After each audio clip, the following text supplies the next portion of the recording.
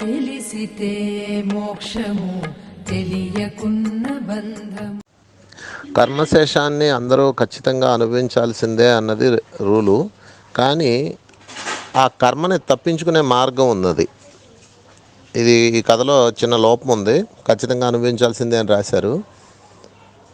అనుభవించాల్సిందే అంటే అలాంటప్పుడు ఇంకెందుకు ఇవన్నీ, ఈ ధ్యానాలు ఎందుకు, ఈ జ్ఞానాలు ఎందుకు, సత్సంగాలు ఎందుకు, అవసరం లేదు కదా.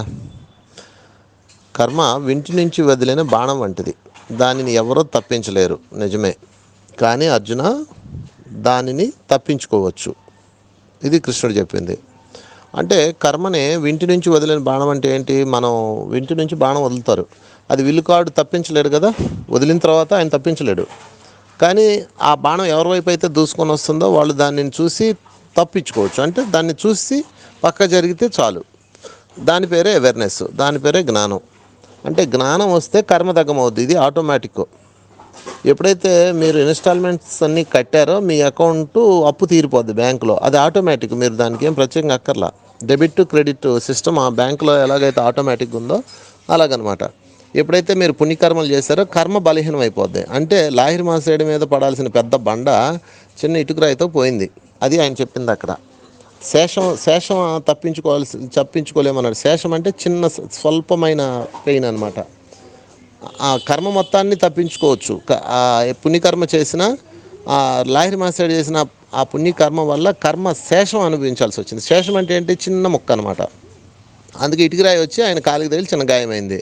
అదే మామూలుగా ఆయనకి ఏ కర్మ ఉంది? పెద్ద బండ వచ్చి ఆయన మీద పడి ఆయన కాళ్ళు చేతులు ఇరిగిపోవాల్సిన కర్మ ఉంది ఆయనకి. కానీ ఆయన చేసిన పుణ్యకర్మ వల్ల శేషాన్ని అనుభవించాల్సి వచ్చింది. అది అక్కడ అర్థం చేసుకోవాల్సింది. సో అక్కడ ఆయన మీరు గుర్తుంచుకోవాల్సింది ఏంటంటే, ఎప్పుడైనా సరే కర్మను అనుభవించక తప్పదో, మన కర్మ ఇంతేలే అనుకోవాల్సిన పని లేదు. మీరు ఏ బాధ అనుభవిస్తున్నా సరే, నేను ఎందుకు ఇది అనుభవిస్తున్నాను, నేనే ఎవరికో ఏదో చేసి అంటాను, అందుకే నాకు ఇది వచ్చింది, నా వాస్తవానికి నేనే కారణం అని మీరు పరిశీలించుకోవాలి.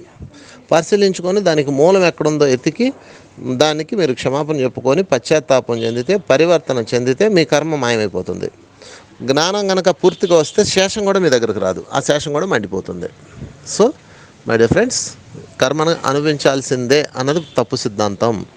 కర్మని దగ్గం చేసుకోవచ్చు జ్ఞానం ద్వారా.